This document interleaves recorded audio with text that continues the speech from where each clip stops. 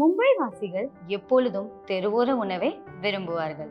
அதிலும் தென்னிந்திய உணவுகளில் இட்லி, தோசை மற்றும் வடை மும்பை வாசிகளுக்கு உண்மையான தமிழ் உணவின் சுவையை தருகின்றன. இதில் கூட உலகளவில் பிரபலமான தென்னிந்திய உணவகங்களை விட தாராவி, மாட்டுங்காவில் இருந்து வரும் இட்லி மற்றும் தோசைகளுக்கு அதிக தேவை உள்ளது. தாராவியில் உள்ள சிறிய இட்லி வியாபாரிகள் கூட இப்பொழுது ரீடெவலப்மெண்டில் ஆர்வமாக உள்ளனர். இந்த வியாபாரிகளின் அன்றாட வழக்கம் எப்படி இருக்கிறது என்று பார்க்கலாம் வாங்க.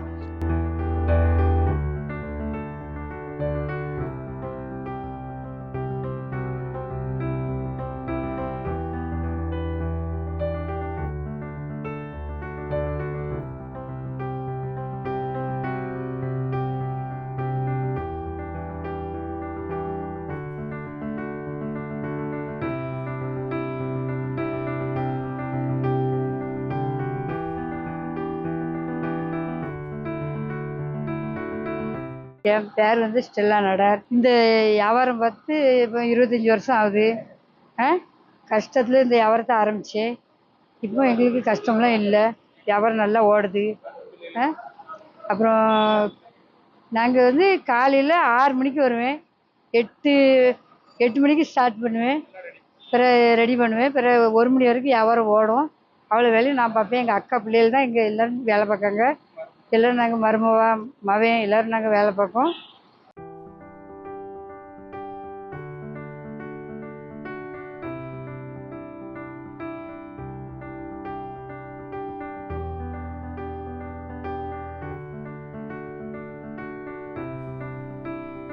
என் பேர் பிரபு நாராயண் நாடார்.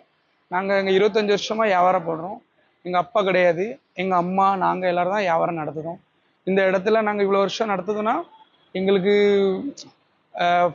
எங்கள் மைனி, எங்கள் அண்ணே, எங்கள் சித்தி, எங்கள் சித்தப்பா, என் ஒய்ஃபு, நாங்கள் எல்லோரும் இந்த ஃபேமிலியாக தான் இந்த வியாபாரத்தை நடத்துகிறோம். ஆனால் எங்களுக்கு அது தாராவி டெவலப்மெண்ட் ஆகிறதுக்கு ரொம்ப ஆசை. என் பையனும் பில்டிங்கில் விளையாடணும், பில்டிங் வீடு போகணும் ஆசையாக இருக்குது. இவ்வளோ நாள் நாங்கள் சாலில் இருந்துட்டோம். அதான் எங்களுக்கு ஒரு டிஆர்பிக்காரங்க வந்தாங்க. ஆனால் எங்களுக்கு சர்வே எல்லாம் எடுத்தாங்க, எல்லாம் நம்பர் போட்டாங்க. ஆனால் எங்கிட்ட சொன்னாங்க நீங்கள் எப்போ உங்களுக்கு டாக்குமெண்ட்ஸ் வேணும் வரேன்.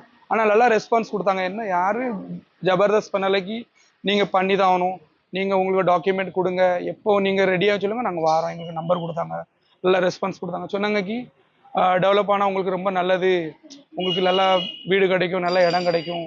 நாங்கள் சொன்னோம் நாங்கள் டாக்குமெண்ட் கொடுப்போம், எங்களுக்கு நம்பர்லாம் போட்டாங்க. நாங்கள் சொன்னோம் ஆனால் எப்போ எங்களுக்கு இது ஆகும்ட்டு. அவங்க சொல்கிறாங்க உங்களுக்கு சீக்கிரக்குள்ளே ஆயிரும், ஆனால் என்ன நீங்கள் உங்களுக்கு டாக்குமெண்ட் எல்லாம் கொடுங்க. ஆனால் எங்களுக்கு ஒரு டாக்குமெண்ட் லைட் பில் பேரில் மாற்ற வேண்டியதாக இருந்துச்சு, அதான் கொஞ்சம் லேட் ஆகிட்டு. அவங்க சொன்னா சரி ஓகே எல்லாம் நம்பர் கொடுத்தாங்க, நீங்கள் எப்போ கால் பண்ணி கூப்பிடுங்க, நாங்கள் வரோம், எதுனால ஒரு பிரச்சனை இல்லைன்ட்டாங்க.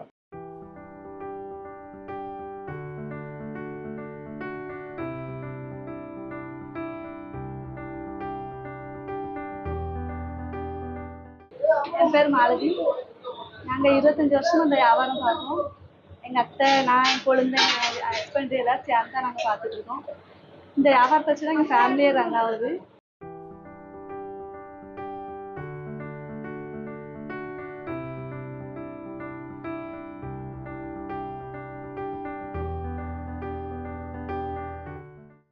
என் பேர் ஜெனிஃபர்.